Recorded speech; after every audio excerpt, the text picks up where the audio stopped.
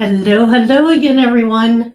It is me again, Julie Valve, your hostess with the mostest, coming to you from rainy, yucky Western Pennsylvania today. It is just one of those days. I am so lazy today. It is just so nasty and dreary outside. I have just wanted to be a bum today, but I gotta tell you, did a lot of cleaning today. So I was pretty busy today. And plus getting ready for my live stream, I want to say hello and a happy Saturday to everybody who's watching me. I hope you're all having a great day today. How could it not be great? It's the weekend, right? We all love the weekend. Well, I want to talk about how do you setting boundaries with toxic people. Now, I have to tell you, it isn't easy. And I am very much a work in progress. We've all had, these toxic people in our lives, right? Whether it's been school or a neighbor or work. Work is a big one. Work is the main one for me. We've all had these toxic people in our lives, and we all know they are unhappy, miserable people. And boundaries are a way that we can take care of ourselves. We need to make our expectations clear, right? We need to show others, they need to know what to expect from us and how we feel we should be treated or how we want to be treated, right? Now, sometimes your boundaries need to be stronger than your empathy. And that's very true. And it wasn't my case because I've been told I care too much and I'm too nice. And I've always been told that that's my biggest fault. But to me, that's not a bad thing. But when it comes to toxic people, it is, unfortunately. But I don't think it's a bad thing. Some people will do everything they can to break through our boundaries. They'll do anything to violate them. They just don't care. And they will argue. They'll blame. They'll blame us. They'll ignore. They'll do anything to manipulate. Anything. And sometimes it even goes beyond that. So when it comes to setting boundaries, the first thing we need to do is we need to identify what they are. What boundaries do we want to set for ourselves? And you need to think it through. You're on your own yourself before you try to communicate them to anybody else, right? You need to really be clear about what they are. And then you need to communicate them clearly and calmly. Don't be brash about it because it won't work. And you shouldn't do that anyway, right? You need people to understand and know exactly what they're agreeing to if they're going to decide to agree with you and accept that boundary or not.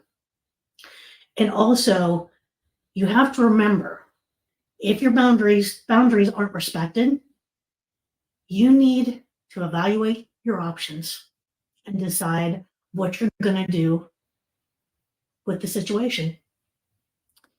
Now, I think before we get into what can you do, I think we need to define exactly some of the characteristics of a toxic person, a toxic environment, because there are a lot of different things that a toxic person can be. And none of them are very nice.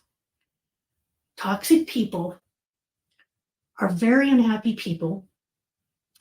And a lot of the traits that come through that can make you a very miserable, unhappy person, both physically, and it'll affect you physically and mentally. And They are very manipulative, and it can be charming. But in the long run, what they are doing is they're trying to convince us that we're to blame for the way they're acting. You know, it's because of us. You know, we're the problem. They're not the problem. They're never the problem. You know, we're always the one that's the problem. So they play mind games with you, right? To try to make you think it's your fault. You know, I'm acting this way because of you. Not, not even. So when they try to manipulate you, it's in a way that they want to do it so that they get what they want, right? Because everything's about them. Toxic people are very selfish people, I've found. So they will do anything in their power to get you to do or act or say what they want, which is miserable when someone does that to you, right? How unhappy does that make you? It's terrible, right? And a lot of these people feel like they're entitled. And I can tell you that is 100% true. My former manager that was one of the toxic people in my life for a long time. They felt very entitled. They made more money than I did. They had a family.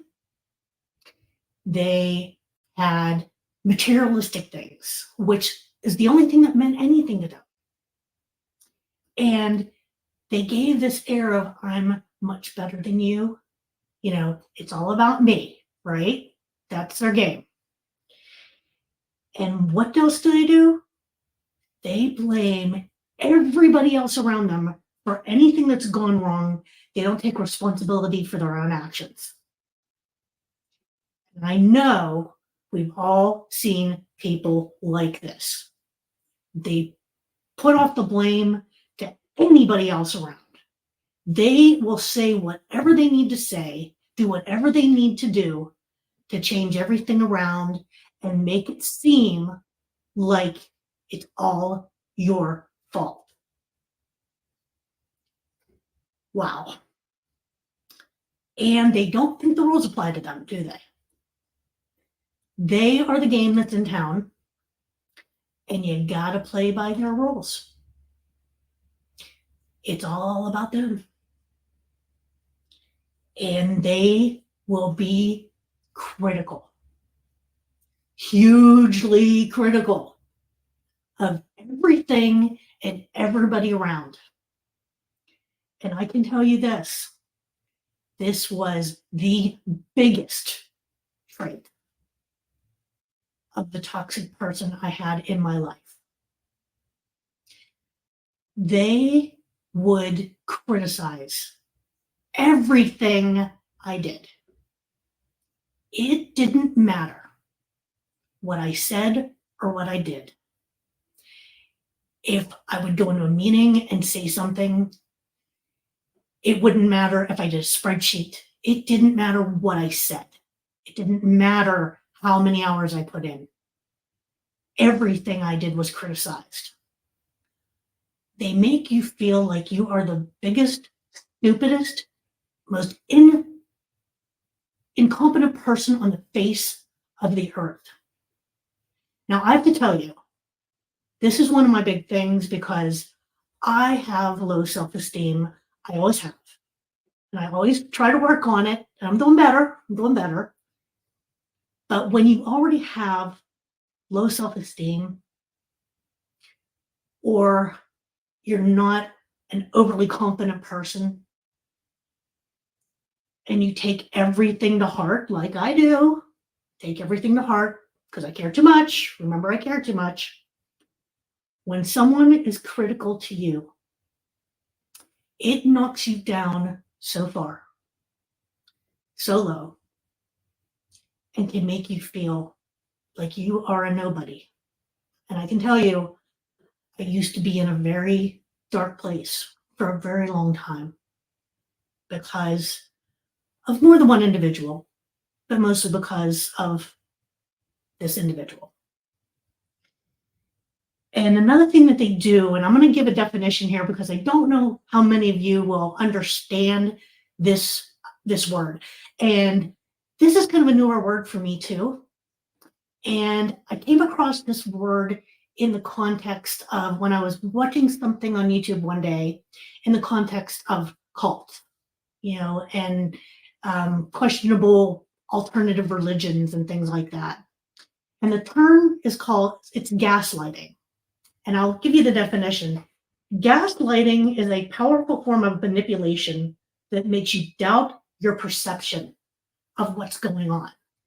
So it's a manipulative way of they get in here, they get in your mind, and they just twist everything around and try to twist the situation so that you see it from their perspective and you see things their way, and they are just it's just a mind control thing.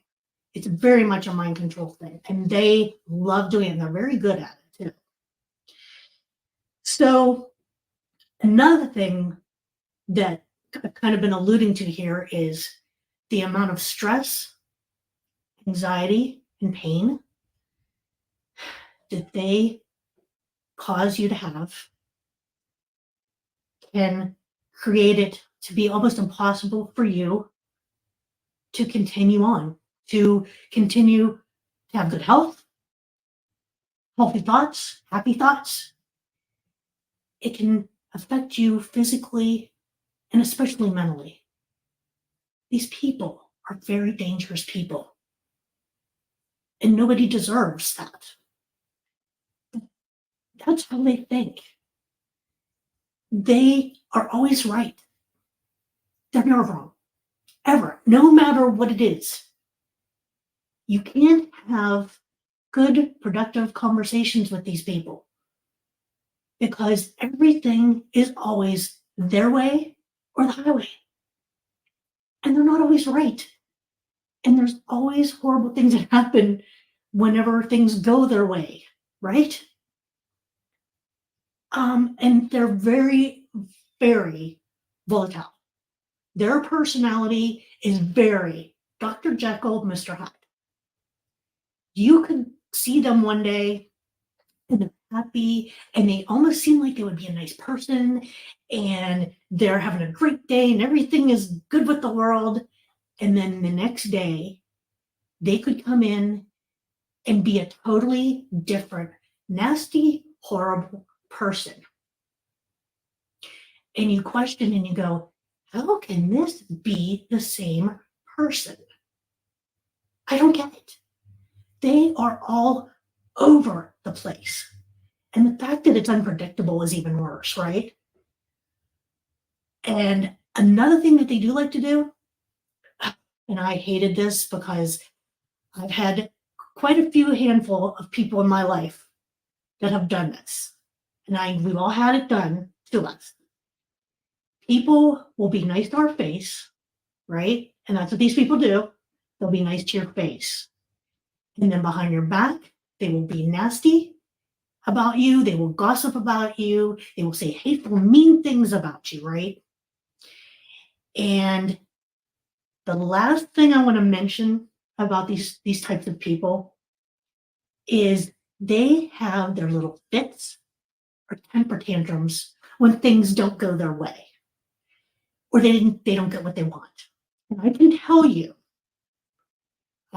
you from experience, I have actually seen toxic people when they don't get their way, they stomp their feet, they pout, they grump, they gripe, they whine. Oh, I hate that. I hate that. I even know of a toxic person. I did not see this myself, but I've seen this person almost do it in the past, similar. They actually went down on the floor, whining, and just being a pain in the butt and very immature, unprofessional, whatever words you want to use, physically go down on the floor. How ridiculous is that? That's crazy, right? Absolutely. So I'm going to put up some chats here before we start to talk about what if someone won't respect your boundaries? What do we do there? So my friend Jason, he's one of my biggest fans, and I really, really appreciate you, Jason. I'm going to put up some of his chats here. You did cleaning too, Jason. Well, I'm glad I wasn't the only one today. We got something accomplished today, so we're doing good today, as far as I can tell, and as far as what you're doing there, good for us, right? We accomplished something today, and you're saying you and I are alike. I am extremely nice and at times a pushover. It's both a gift and a curse. I could not agree more. Boundaries have always been a difficult subject for me. I didn't have them growing up. And I have to tell you, I didn't either. You and I guess, are a lot alike, Jason, because I was too nice. Thank you for not even. Absolutely, right? We don't cause people to respond or to react the way they do. Only they can control what they say, do, believe, respond. And we're going to talk a little bit about that coming up here. And my guy, my loving guy in my life, Mark, biggest supporter for me, totally agree. Absolutely right. That's why we're doing this. It's another thing. Totally agree. I believe it happens to everything or everyone one time or another. Of course it does. Happens to all of us. Unfortunately, we all have these people in our lives. And it doesn't matter what we do or where we go. We're never going to get rid of them. They're always going to be there, unfortunately. In any discussion, situation, etc., it takes two. It can never be 100 to 0. Very, very true. Totally agree at one point or another, it has happened to most. What hurts the most is when it happens to someone close and want to help. Yes, he's talking about me. And he has helped be my rock. And I also have some awesome friends. That is very sweet. Thank you. Okay, so now that we've done some live chats here, let's get back to what do you do when someone doesn't respect your boundaries?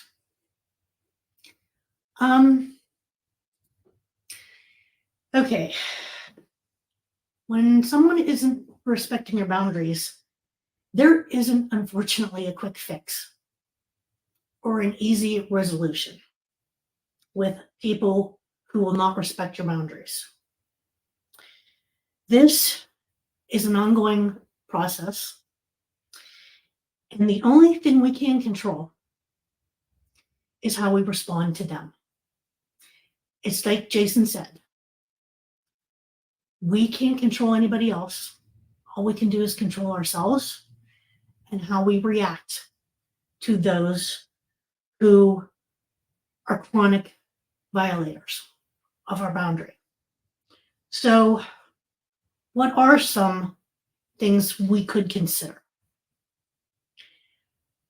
Well, for one thing, we could look at our boundaries.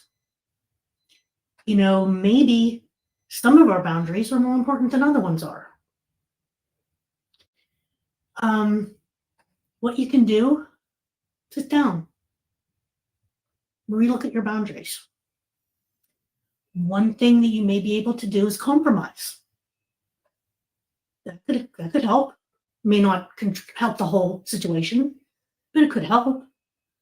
But when I say compromise, I don't mean compromise in the fact that you're needing to please someone else or that it's a deal breaker for you compromise. I mean, it has to be a real compromise where both you and the other person agree to compromise on that particular boundary and that you are willing to negotiate that and they are willing to accept that. That's one thing. Another thing you can do is go back and write down your boundaries that you have. Take a look at them. Are they truly important to you? Are some of them negotiable? Are some of them consistently healthy? You can adjust your boundaries if you need to. And if you feel you can work with that. Once again, you're controlling you. You can't control what anybody else says or does. And one thing you may have to accept, there are a lot of toxic people, dare I say most of them. You're going to have to accept that some people are not going to respect your boundaries, no matter what you say, no matter what you do. So you need to decide, are you going to stay in that situation? Are you going to stay in communication with that person? Or there's two decisions that are there. There's a decision you need to make, and there's two options. One, you can accept it and decide to stay in that situation. Or two, you can choose to leave it. So one thing you can do, if you decide to stay in the situation and it's not going to change, what you can try to do is do a detachment. And when you detach, that's when you're trying to stop changing others and force an outcome, right? I keep saying right. I'm sorry I'm doing that. We don't try to force them anymore to get the outcome that we want. So when you detach from that person or situation, you could physically leave it, especially if it's a very uncomfortable or even dangerous situation. Or you could change the dynamics of the situation by changing how you respond. Like, say someone says or something rude, they make a rude comment. Well, instead of, making it a confrontation, which is when you're not going to win ever, you can respond to it very differently. We can joke about it, laugh it off or shrug it off, ignore it. That can kind of change things when they see that you're reacting in a different, unusual way. Like it's you controlling what you respond. And another thing you can do is let them make their own decisions and then deal with the consequences of the choices they made. And you keep your mouth shut and sit there and watch the train wreck. Sometimes keeping your mouth shut is a good option, but I have to tell you, in my case, in the long run, because it was such a long period of time, it wasn't healthy to do that. But it is an option if you decide to stay. And another thing is you can make the choice to not participate in the same old arguments or the same old conversations. You can choose not to participate. Now, another thing you can do, you can limit your contact with that person physically, or I don't leave the situation. Now, if you decide to stay and you're going to limit contact, when I kind of thought through this a little bit this morning, when you do that in that situation, it depends on the situation you're in. Like if you're in a school environment, like say you're in high school, and this person is sitting near you in a room, in a class. If you have assigned seats, of course, go ask the teacher, see if you can move to another chair at the other side of the room. If you're in a work environment, which was my situation, it's difficult to do that, but you can also physically keep away from them as much as you possibly can.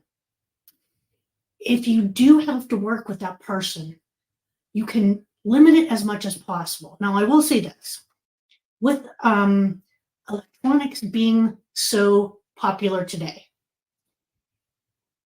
in my workplace today, we use Microsoft Teams, but there are other options out there as well, like Zoom is another good one. You can physically take yourself out of meetings and stay in your office, shut your door. That's what I do. I do it a lot. But if someone says you physically have to be in a meeting, sit on the other side of the room from the person, don't look at the person, don't talk to the person. If there's two different entrances, leave a different entranceway, go a different way down the hallway. Do whatever little thing you can to physically stay away from them as much as possible. Or it may be a neighbor. Say it's a neighbor. That's a little bit easier one because you can control if you see them physically or talk to them on the phone or whatever. You can always block them on the phone or just don't answer. Just don't answer.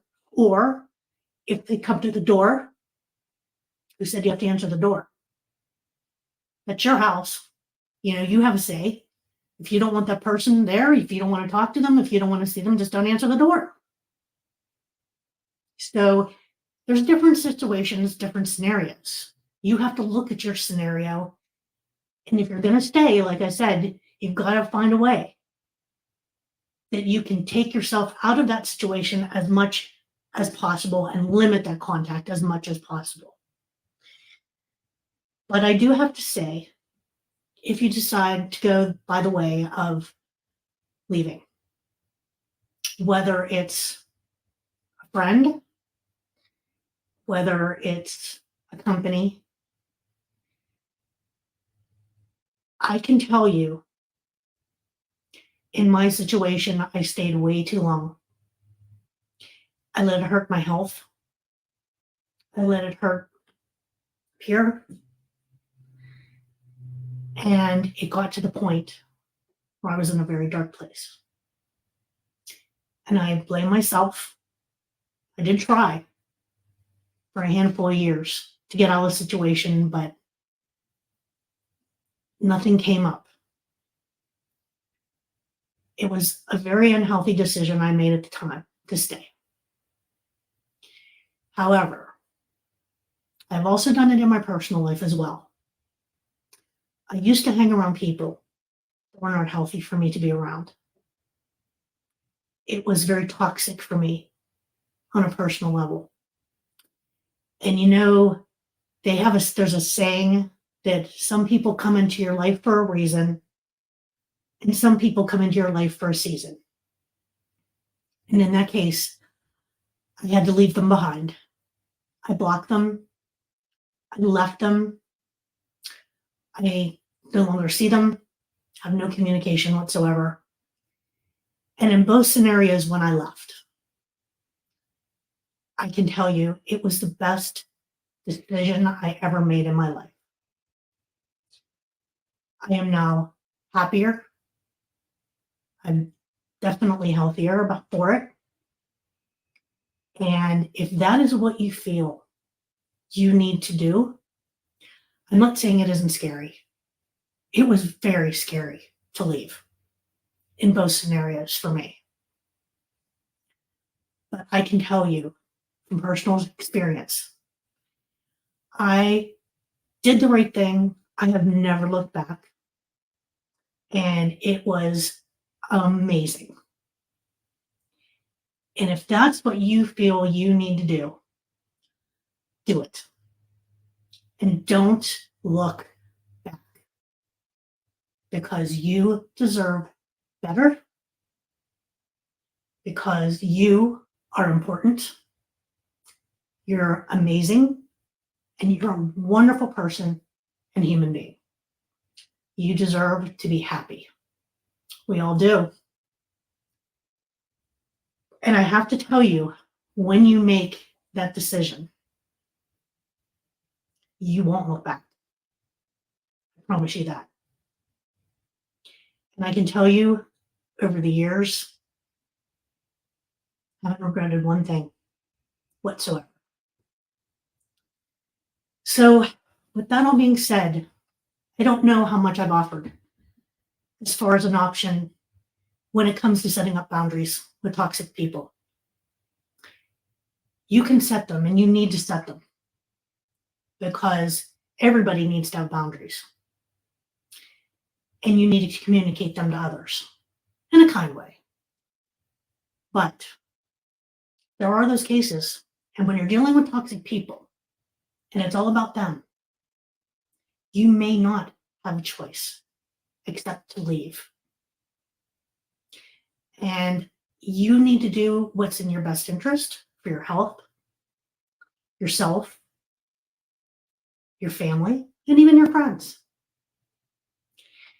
So, before I do my usual end of session, I've got a few more live chats here, and then I'm going to give you a little bit of a teaser for next week.